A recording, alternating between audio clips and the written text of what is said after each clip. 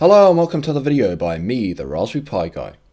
As I'm sure you're aware, around 3 years ago, the highly successful Raspberry Pi was released. Since then, well over 3 million have been sold in a couple of different variations. We have seen the Raspberry Pi Model B, B+, A and A+, come to light, but today I have a Pi that's a little different. It is my honour to introduce to you the next revolutionary step in the microcomputer world, the Raspberry Pi 2, and as always, I have one sitting right in front of me. But it looks just like the Model B+, I hear you cry. Well, you would be correct in saying that. The board has exactly the same footprint as its predecessor. What's actually changed then? Well, the Raspberry Pi 2 features an ARM v7 quad-core processor, the BCM2836. Each core runs at a blistering 900 MHz, making for an incredible power boost when compared to the old 700 MHz ARM v6 BCM2835s all of the previous generations of Pi feature at their hearts. The changes don't end there. The Raspberry Pi 2 also comes shipped with an entire gig of RAM, which is now located on the bottom of the board.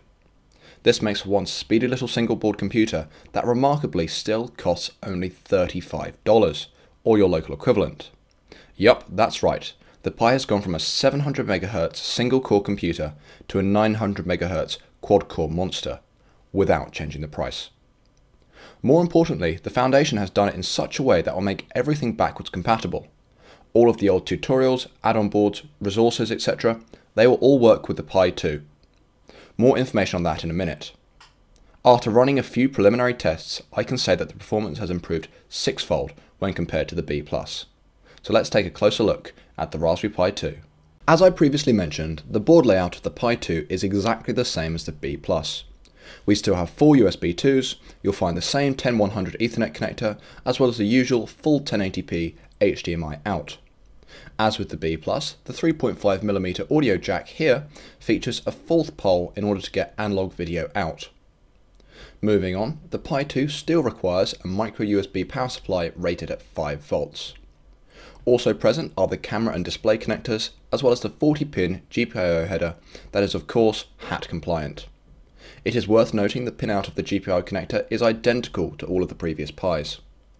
Now let's have a look at what's actually going on in the centre of the board where all of the changes have been made. So here is the BCM2836 quad-core processor running at 900 MHz.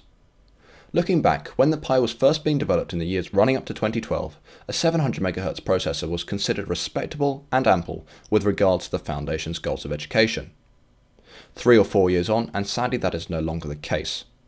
Many consider the previous generations of Pis to be too slow.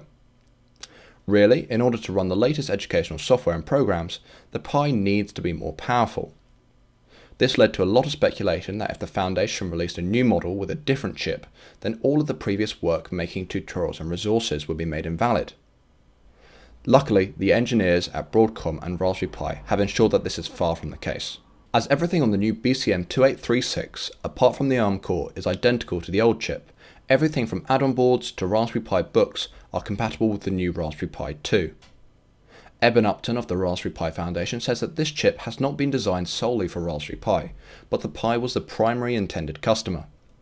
This is different as in the past the old BCM2835 was more a chip for being used in small media centers and mobile phones. If we flip the Raspberry Pi 2 around, you'll see the familiar microSD card holder as well as a new piece of silicon. This is the 1 gig RAM package. Previously the RAM was stacked on top of the Pi's processor, but it has now been relocated down here. The 1 gig of RAM complements the new quad-core perfectly. With all of this new hardware, you may be concerned that the Pi 2 is going to use up more power. Do not fear however, as in order to lower the power consumption, the new Pi's clock speed will be variable and drop from 900 MHz to 600 MHz when idling.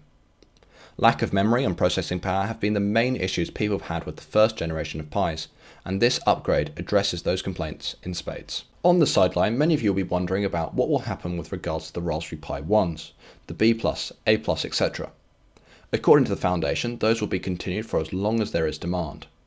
How about a Model A Raspberry Pi 2? When will that happen? Eben says that there will probably be a Model A version at some point, but not for at least a year due to the financials.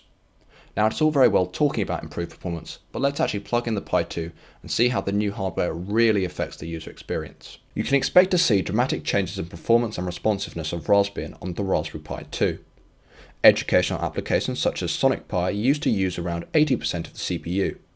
With the new hardware, you can expect it to use around 3 to 5%. Let's launch up Minecraft in order to have a look at the new performance rates. So as you just saw, Raspbian acts with a new sense of fluidity. No longer do you have to wait years for applications to open, and now you can truly multitask. For example, you can see that the Minecraft Pi Edition is only using around 5% of the CPU when idling. This new power is excellent. Eben says that it broadens the range of educational programs that run well on the Pi, and now, in a very real sense, Raspberry Pi 2 is a viable entry-level PC. In conclusion, the Raspberry Pi 2 will shake up not just Raspberry Pi, but also the wider computing hemisphere.